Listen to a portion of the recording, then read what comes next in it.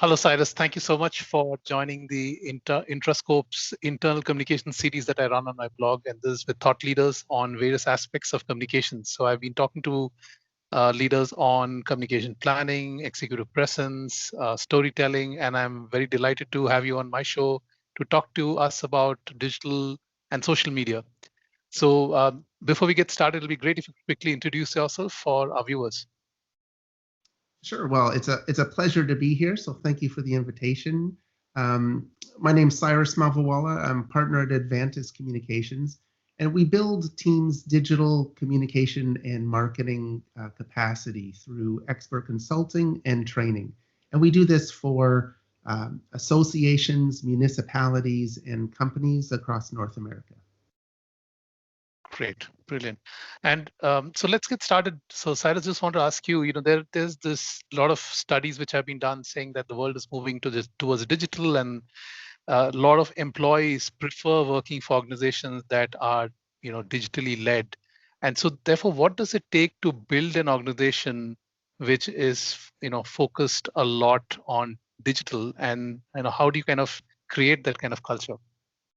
Yeah, it's a good question, and I think there are many parts to that puzzle.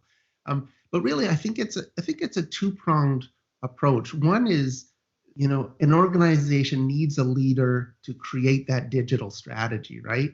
And they really need to reimagine the business digitally. So everything from workflows, processes, and I think if we look at maturing digital businesses, it's that sort of business in the mature stage uses technology, and it's really embedded in every part of that organization, and the entire organization transforms. And that's where you see the equation of 1 + 1 = 3. Whereas if if the organization is just starting that digital transformation, they're maybe using some components and some pieces and some digital add-ons, but they're kind of bolted on to the organization. Right. So the rest of the organization is still operating as normal, but now we've got some digital. But once they start to put those pieces of, in everywhere throughout, then things really change, and then organizations see the real value. And so that's from the leader's perspective. I think, though, from the communication department or marketing department or marketing leaders, I think we need to really step up and clearly articulate the value that digital technologies can bring.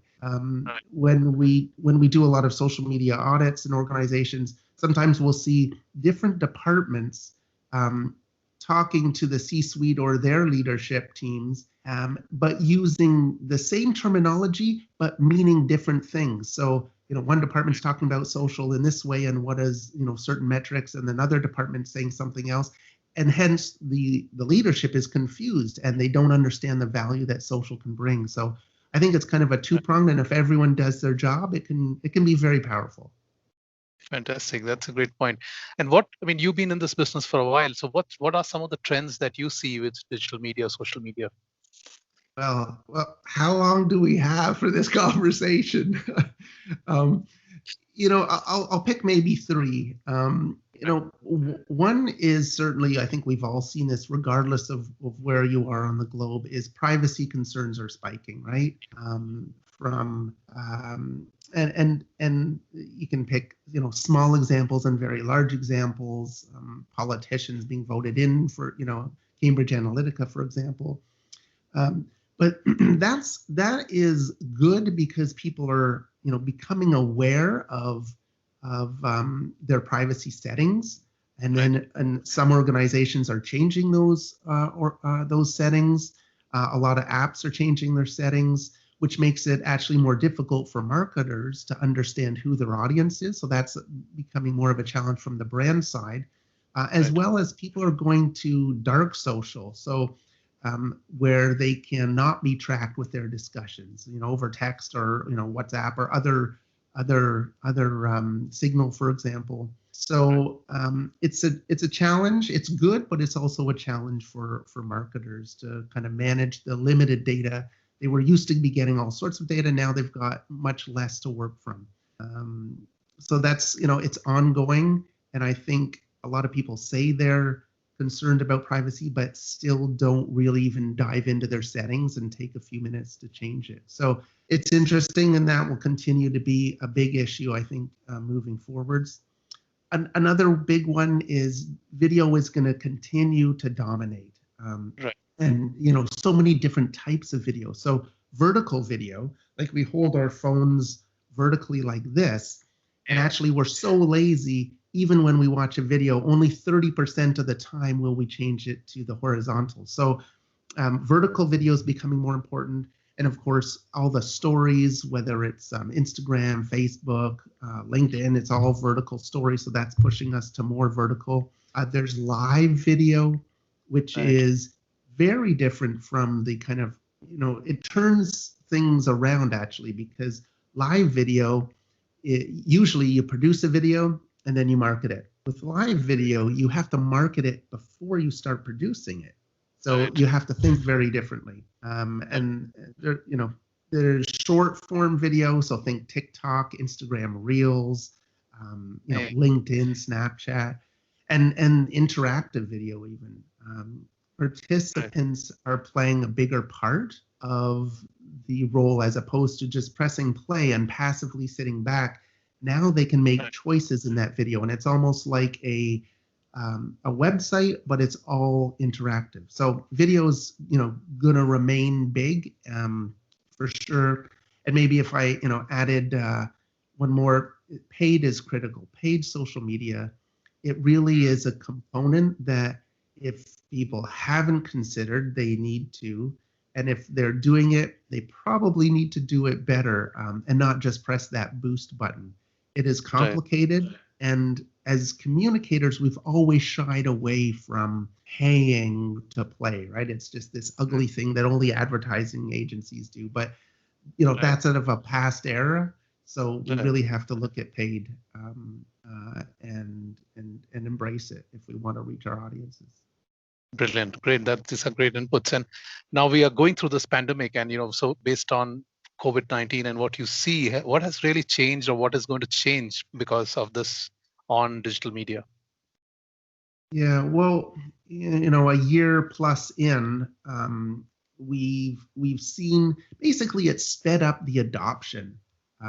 When other channels, communication channels collapsed, social really shone, and that shone a spotlight within organizations to say, okay, now we have to maybe focus more. We can't just say, oh yes, we're on social and forget about it. So, sped up the adoption of new channels, has more of brought an eye to the existing channels and what we're actually doing and are they delivering value. And we've been doing social media audits since kind of the mid-teens in 2000. So we've seen more and more organizations, savvy organizations, that want to make sure they're extracting the value out of their communications efforts. Because if you're doing social, how much better could things be if you increased efficiencies by 10% or 30% or 50%? So there are huge gains that I think a lot of organizations can still see,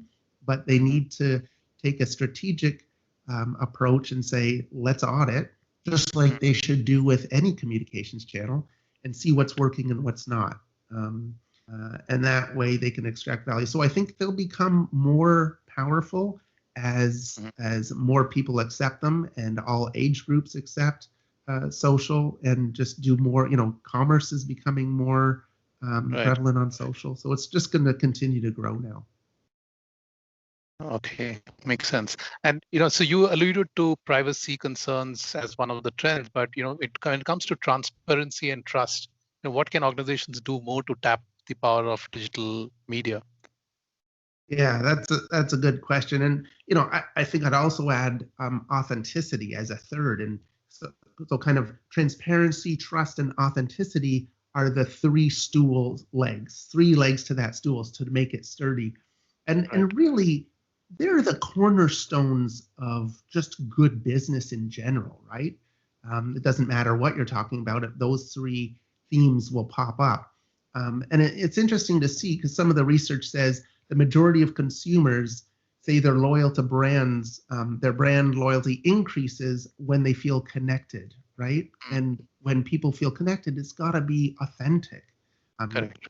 And more than half say they'll increase their spending with a brand and buy from that brand over a competitor when they feel connected again.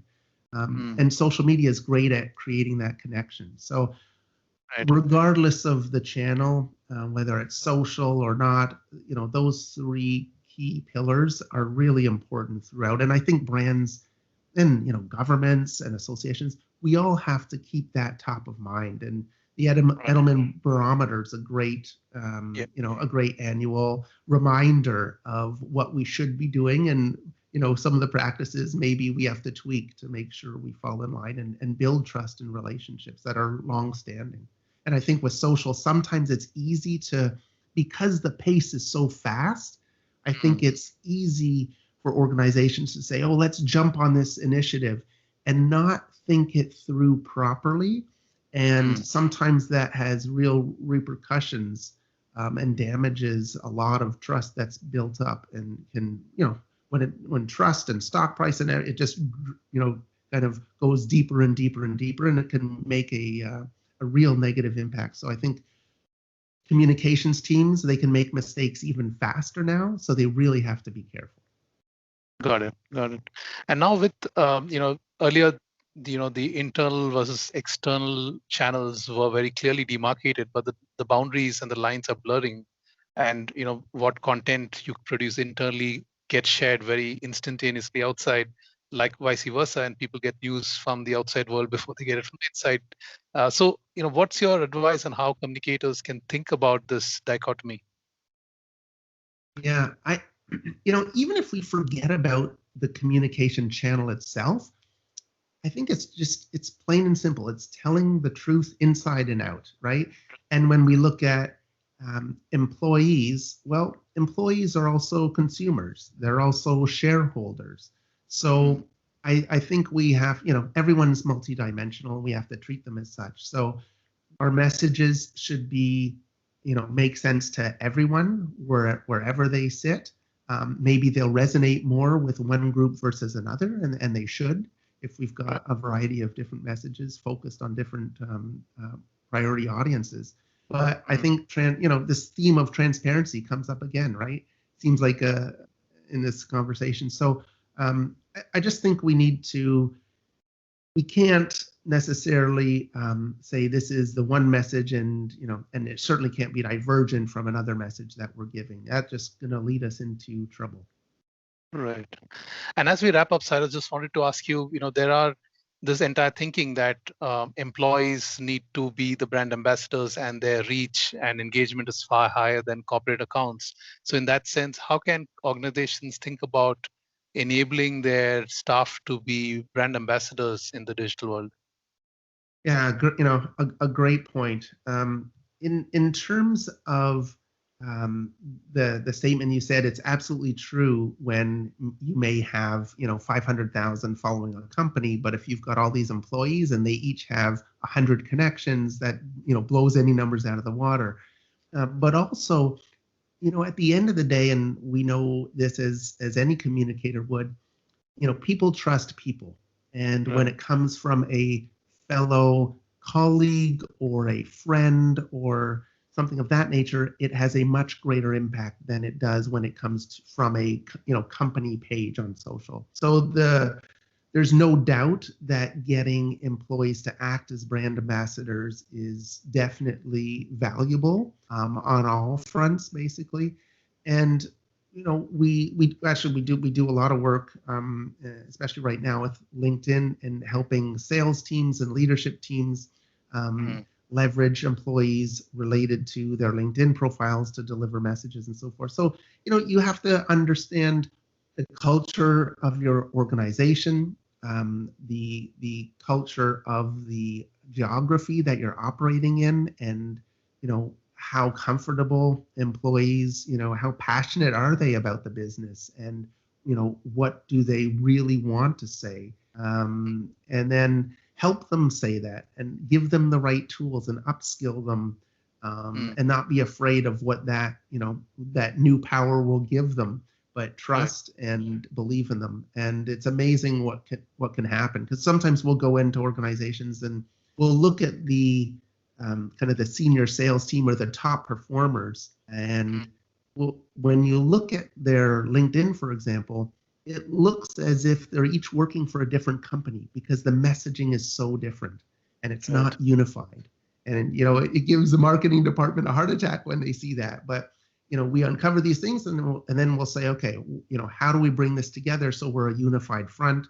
And then you take that same approach and you do that with employees and get everyone on board. And if when you see great companies doing that, and word of mouth just explodes, it's the power is there. It just needs some time to work on it and position it properly. Brilliant. This has been excellent input, Cyrus. Thank you so much for taking the time to do this. I'm sure this will be extremely valuable for our viewers. Excellent. No, my pleasure.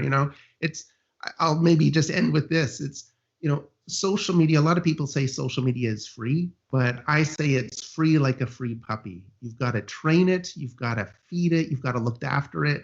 Mistakes will be made. You got to clean up after it. So, the one piece of advice would just be to take a look and assess your social media. And we've got a social media success framework. You can download it, take a look, do it in-house or hire an organization like Advantis. But taking that approach, a strategic approach, and auditing your work, you'll only be able to extract more value and become more successful, and your leadership will like you because of that. So it'll be an all-around win-win. But Fantastic. Thanks for the opportunity. Pleasure. Thank you so much again.